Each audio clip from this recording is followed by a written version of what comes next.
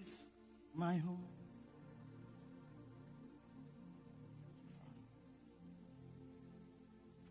This morning, in the next few minutes, we will be taking a journey on one of the secrets that the Lord revealed to me while I was in the room of light last night, speaking on the wisdom for wealth. The wisdom for wealth.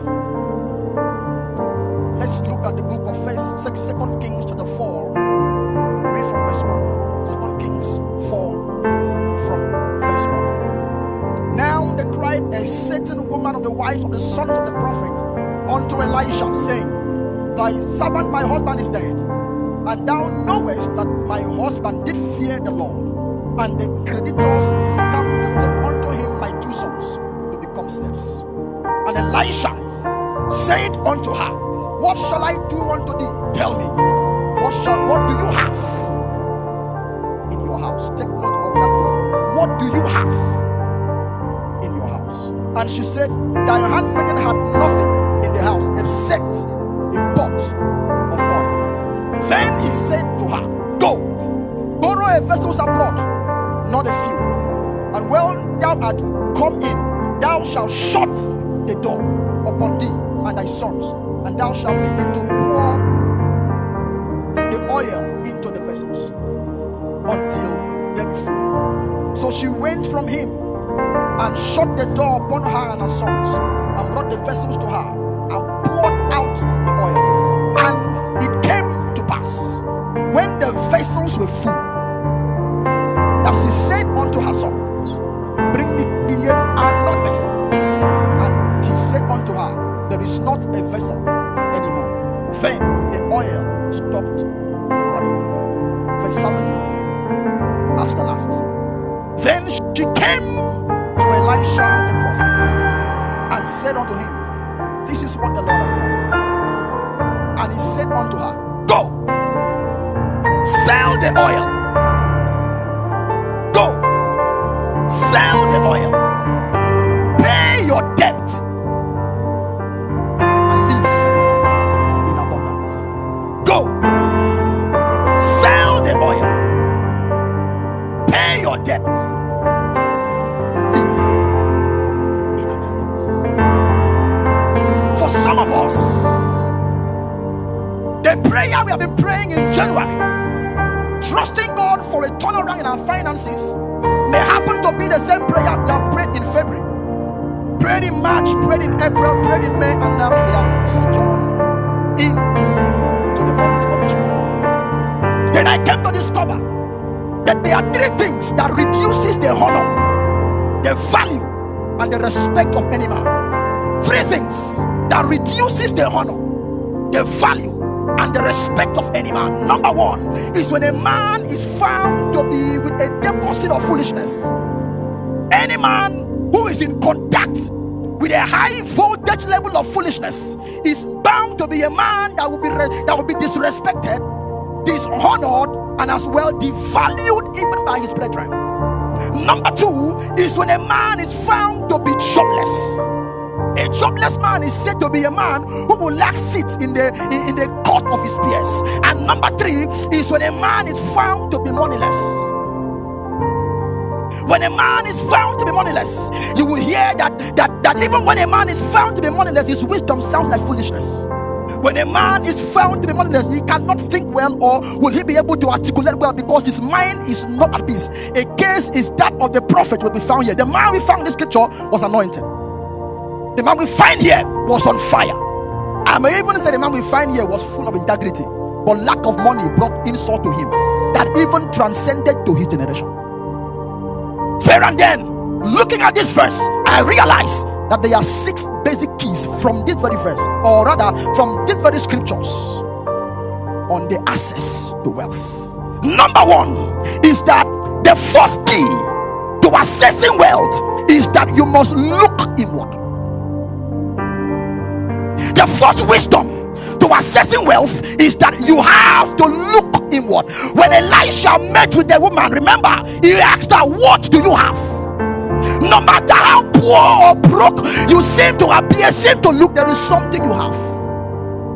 But the challenge here is you have not been able to discover, neither have you been able to see it. There is something you have.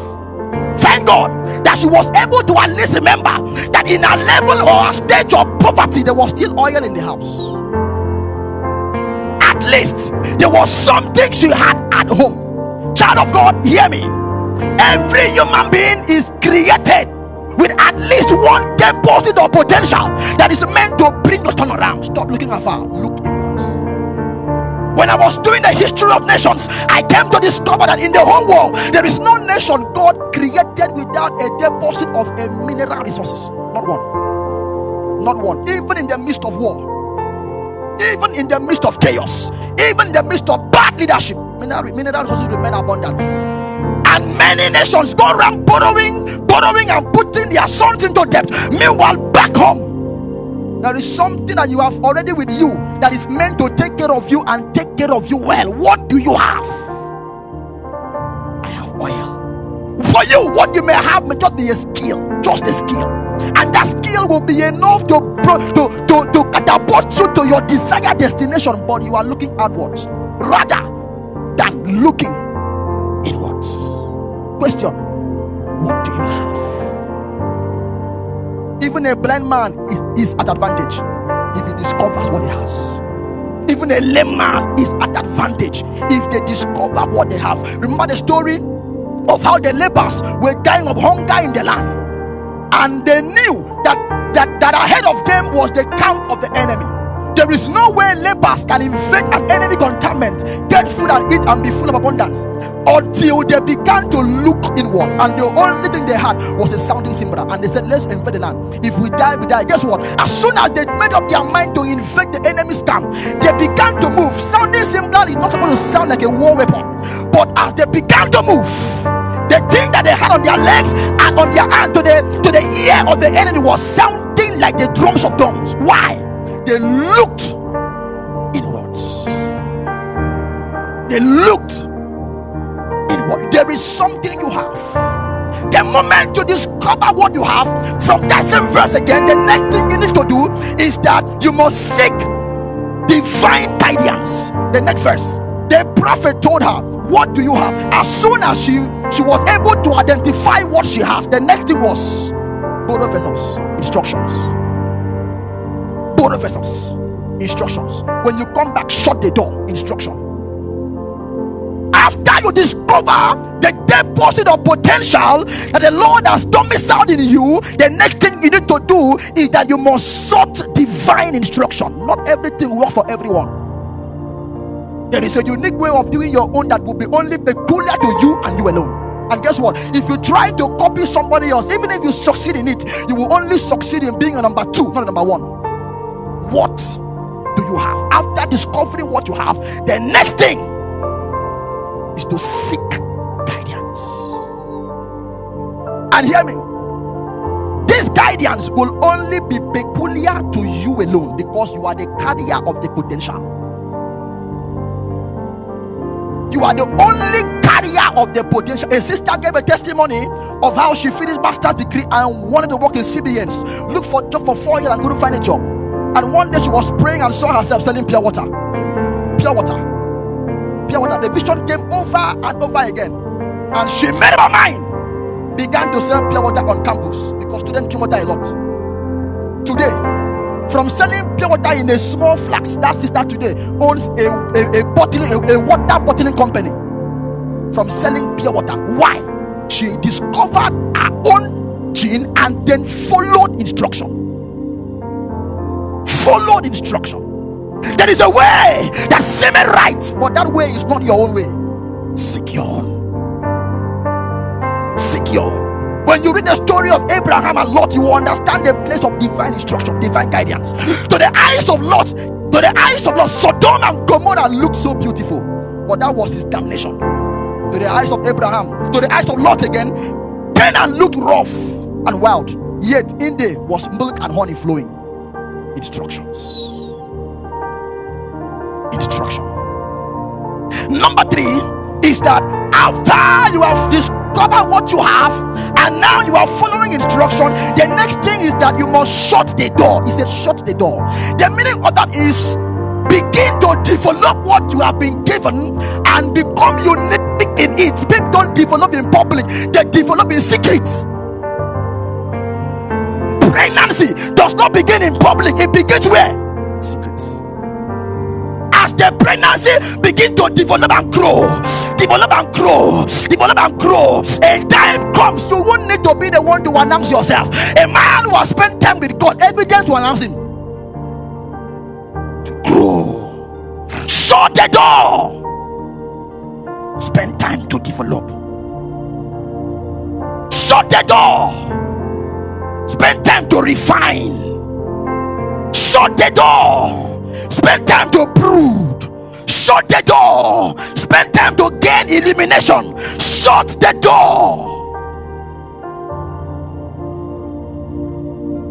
Every wall blasting, wall impactful destiny, when you trace them, is a function of times, seasons that were spent indoors.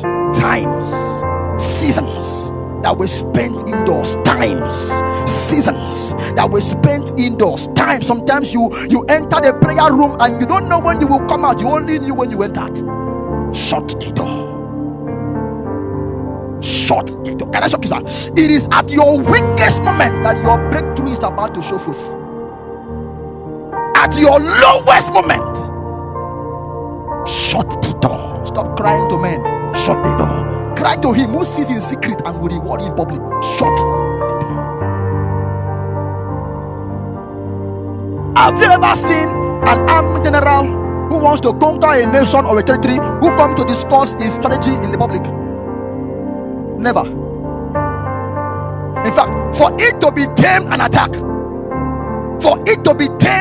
even the intelligence of the nation will be taken unaware. Why? They cooked it in secret, planted in secret, nurtured in secret, developed in secret. Shut the door. Number two, on that very shut the door, is that this thing may have to be known to you and you alone. The secret, or let me put it this way, the strength of every champion is the knowledge or the wisdom only him is in possession of. The strength of every champion is the wisdom he alone is in possession of. Today we have so many fake products everywhere. We have so many fake services everywhere. Have you discovered that to date no company has successfully duplicated Coca-Cola? Pepsi has tried, but they can't do exactly. Why? The secret is concealed behind the door. Your uniqueness is a secret that must be kept within the shortness of the door. Shut the door. One of the errors we have today is that the vision has not yet come to fulfillment, to fusion. You are already telling everybody about it. Can I shock you, sir? It will remain the dream stage. When you shut the door, you give it time to grow. When you shut the door, you give it time for nurturing. When you shut the door, you give it time for intercession. Then when the time for showing forth comes, everybody becomes wow. Why? A man spent time, went through the pains of growth. Number four is that you must be consistent. Remember that as long as there were empty vessels, the oil was still flowing. As long as there were empty vessels, the oil was what was still flowing. It speaks of consistency. A great man once said that the last problem of your success is the last problem of your rising is your last success. Some people stop in their last success. They end their journey in their last breakthrough. But here, if the oil was meant, the oil was meant to continue flowing consistently. The only issue here was that the oil stopped flowing. Why? There was no more things to fill it up. Consistency. Every man you see today whose product and services is sought after worldwide is a function of consistency. And number five is that you must learn to offer product and services. At the last verse of the scripture, you will discover that Elisha told the woman, go and sell it. Sell the oil. Now that you have discovered it, now that you have nurtured it, go and sell it, because in selling it is where the money will come from. In selling it is where the wealth will come from. Sell it. Pay your debt. Live in abundance. The meaning of that is, once you have discovered your own unique niche, develop it and become consistent in the result. The next thing is what? Offer it as a product or service. Offer it as what? As a product or service. Every high flyer you see today is a function of a passion that was turned into a business. Turn your passion to business. Sell it. Sell it. Sell it. And lastly is that you must secure a prophetic word. You must secure a prophetic word. In chapter 7 of 2 Kings, when there was chaos in the land, and in verse 1, Elisha gave a prophetic word. He said, by this time tomorrow, and according to the word of the Lord, by this time tomorrow, the whole city turned around. Why? A prophet released a prophetic word. Can we in 1 minute just lift up one prayer? Father, I have come to the threshing floor of Naboth. Reveal my potential to me. Reveal my potential to me. Help me to harness what you have deposited in me. Help me to harness what you have deposited in me. Help me to harness what you have put in me.